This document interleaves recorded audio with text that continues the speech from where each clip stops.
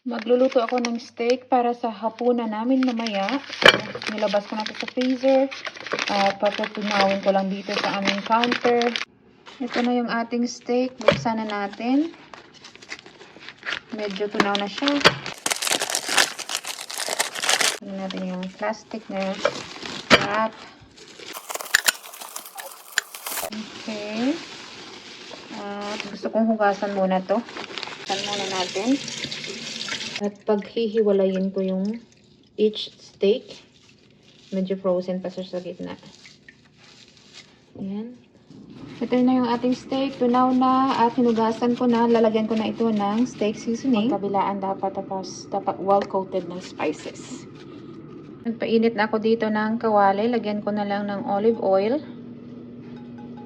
Kailangan ko na ng bagong kawali. At saka itong vegan na butter. Pwede ring regular lang na butter. Lagay natin. After natunaw ng ating butter, lagyan ko ng maraming bawang.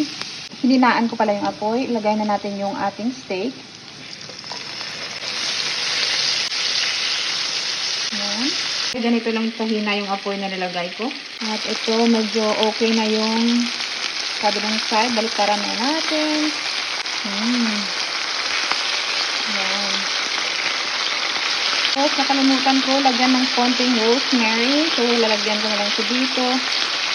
Balik-balik ka rin lang na ilang beses hanggang sa maluto. Gusto ko sa steak talaga well done. Ito na yung mga to. Hanguin na natin.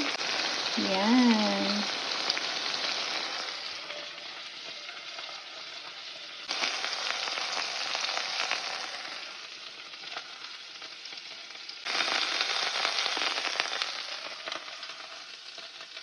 Kinukuha ko pala yung mga bawang dito para mapalitan ng bagong bawang para sa next na batch.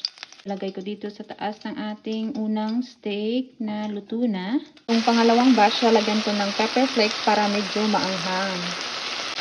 At lagyan ng pepper flakes yung kabilang side.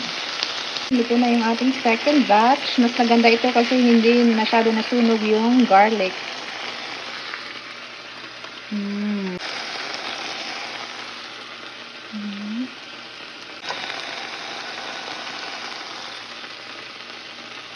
Yung ating leftover na bawang na galing sa ating pan.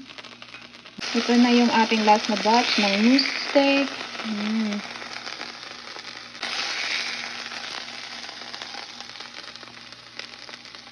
Ito na lahat yung ating moose steak. 8 piraso lahat. Hiwain natin yung isa para makita nyo. So, hiwain natin para makita nyo.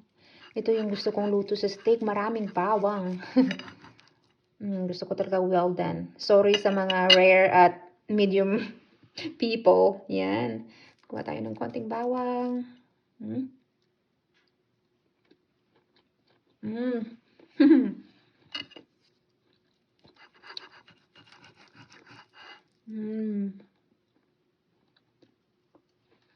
Sarap. Meron tayong steak, broccoli, at syempre, hindi mawala yung rice. Yan. Kain na. Kain muna kami. Bye-bye.